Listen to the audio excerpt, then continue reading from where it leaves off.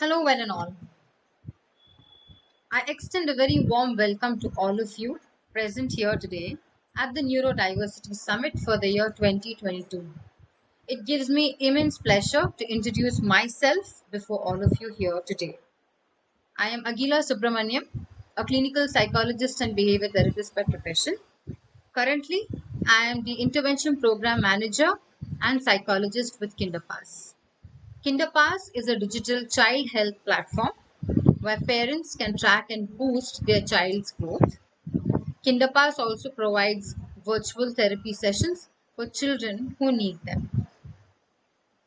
Before we proceed with today's presentation, I would like to share some objectives about today's presentation.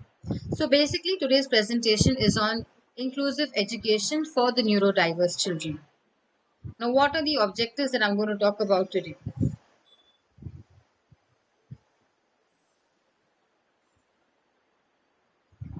What is diverse?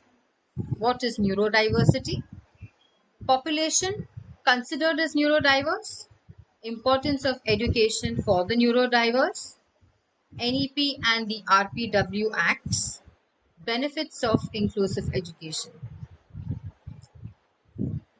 Let's move on to the very first slide and let us try to understand something very basic in nature. Let us understand what diverse basically means. It's a very simple terminology. Diverse basically refers to a great deal of difference between all of us. How different we are from each other in so many very ways. In simple terms, diversity basically refers to all the ways in which people can or may differ from one another, such as their age, race, gender, ethnicity, mental abilities, physical abilities, which are usually known as our primary characteristics. There are also certain other ways in which we can be different from one another, such as our education, our geographic location, um, our language skills, experiences, etc., which are often considered as our secondary characteristics. Let us further move on to connect our main topic with today, which is neurodiversity. Let us try and understand what neurodiversity is. Neurodiversity refers to a great deal of variety and difference of the human brain and cognition. For instance, the difference can be noticed in many different areas. As before you on the slide, you can see differences in mood, cognition, learning, thinking, processing, behavior, expression, socialization skills, and communication skills. Each child that is identified in the neurodiverse population has a different way of expressing herself or himself, has a different way of socializing with people, have a different way of communicating with people. They think differently, they learn differently, they process information differently, and that makes them the neurodiverse population. Moving on further, since the neurodiverse population consists of a set of people whose brain differences affects the way the brain works, they display different strengths and challenges. Right? Like we just saw, that they have a different way, a different method of expressing their emotions, of learning something, of processing that material, of an output of the same material. It may be different from the neurotypical population. So, because of these differences in their brain, they have a different way of expressing the same, and they have a different set of strengths and challenges. Today, the neurodiverse population is recognized and appreciated as a social category, such as differences in ethnicity, gender, sexual orientation, just that we just saw. Today, the neurodiverse population is recognized and identified. They are not kept aloof in society. They have received a lot of recognition today. Let us move on further to see the kind of population that is considered as neurodiverse. Like we all know, the autism spectrum disorder, children diagnosed with attention deficit hyperactivity disorder, Tourette syndrome, learning disability, which includes the typical dyslexia, dyscalculia, dysgraphia, dyspraxia. These are some of the population that is considered as the neurodiverse population. Now let us move on to the education for the neurodiverse. Children falling under the neurodiverse population should be provided with as many opportunities and privilege to be educated in a regular school as much as a neurotypical population. Am I right or am I wrong? Children who come under this population must be benefited, must receive the privilege to be educated in a regular school like any other child is educated today. They need not be kept aside. They need not be mandatorily sent to a special school or home school for whatever reason. They should be given equal opportunities and privileges to be a part of a regular school or an inclusive school where they gain the opportunity to mix around with other children, mingle with other children, and learn to the best of their ability. Moving on to the NEP, which is the National Education Policy. Before we get to that, how do you think this can happen? How do you think education for the neurodiverse population can happen along with the regular population? So, as soon as a child is identified with any concerns and has been clinically diagnosed with whatever condition, the very first step that takes place over there is early intervention. The minute a parent comes to know that the child has been diagnosed with a particular condition, the specialist will definitely guide the parent to get into intensive intervention or early intervention.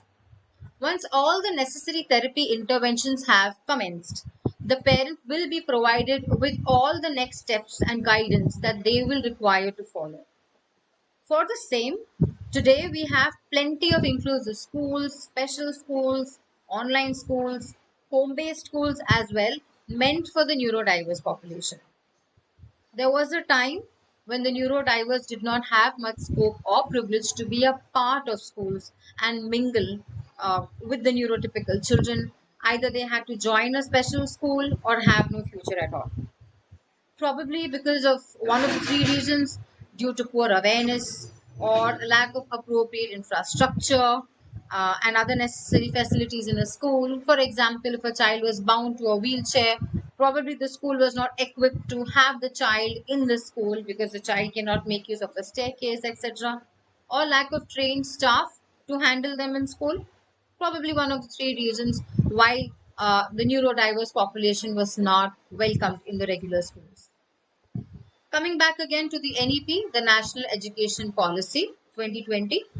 India's National Education Policy 2020, known as the NEP, has been identified as a new epoch in the educational reform. However, it consists of a framework of prevalent policy gaps in the education of children with disabilities. Inclusive education in India has been described as exclusive of children with disabilities. Let's move on further to the revised policy. The revised policy includes several modifications that supports the neurodiverse population. Great. The NEP draft asserts equal opportunity and participation across the educational system, recognition of 2016 RPW Act, which is the Right of Persons with Disability Act, asserted that children with or without disabilities study together, non-discrimination in school, sensitivity towards the neurodiverse population, friendly infrastructure, recruitment of special educators and counselors in school. As we know, children with special needs or the children in the neurodiverse population will require that little bit of extra assistance that a regular teacher may not be able to facilitate. We need to have trained remedial educators in school. We need to have counselors in school who can tackle with these concerns that a child in this category may encounter in school, may face in school, and be able to gel along with the regular crowd if and when uh, they have any such concerns. Moving on further,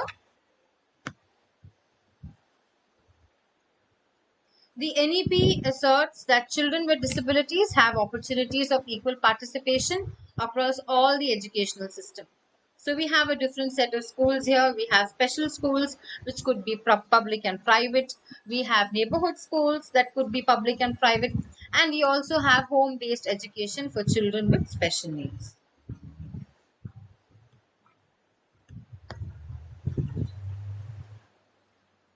Moving on to the most important part of inclusive education, the benefits of inclusive education.